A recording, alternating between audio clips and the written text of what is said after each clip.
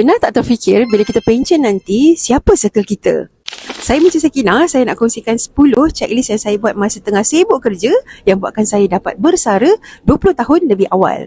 Hari ni saya dapat urus keluarga dengan lebih baik dan lagi best, saya ada masa untuk buat banyak perkara yang lebih penting untuk diri saya. Tak dinafikan, ramai yang bersara dari perkhidmatan mengalami kejutan budaya bila tiba-tiba hilang persekitaran kerja. Jadi untuk saya dan suami bertahun-tahun bekerja, kami dah terbiasa dengan circle persekitaran kerja, hari-hari jumpa kawan-kawan office, ada rutin, ada kehidupan kerja yang kami jalani setiap hari. Tapi kami tahu bila kami pencen, semua itu akan hilang dan kami pasti akan rasa kosong. Sebab itu, salah satu checklist penting waktu kami masih kerja adalah kami mula cari circle di luar pekerjaan kami. Circle ni dia bukan sekadar kita kenal-kenal sahaja, tapi circle yang mampu support kami untuk grow sama-sama dan memberi nilai tambah dalam kehidupan kami. Sebenarnya memang bukan mudah ya kita nak jumpa environment yang macam ni.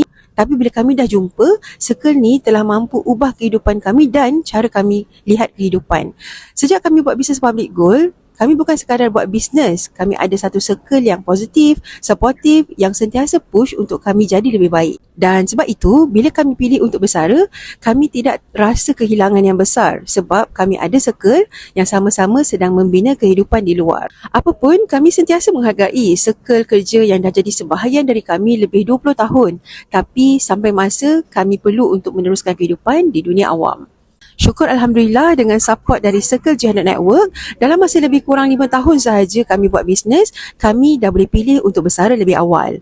Kalau dulu, saya ingat kami kena kerja sampai umur 60 tahun, rupa-rupanya bila kita ada ilmu yang betul, kita dapat pilih untuk pencen lebih awal dan teruskan kehidupan dengan selesa. Semoga tuan-puan dapat sesuatu daripada perkongsian kali ini. Kalau hari ini tuan-puan belum ada circle di luar kerja, tuan-puan perlu untuk cari daripada sekarang sebagai persiapan untuk ada social support yang bagus bila sampai masa untuk bersara meninggalkan perkhidmatan. Boleh save dan share video ni dan stay tune, masa terdekat ni saya akan kongsikan checklist yang seterusnya. Jumpa lagi nanti.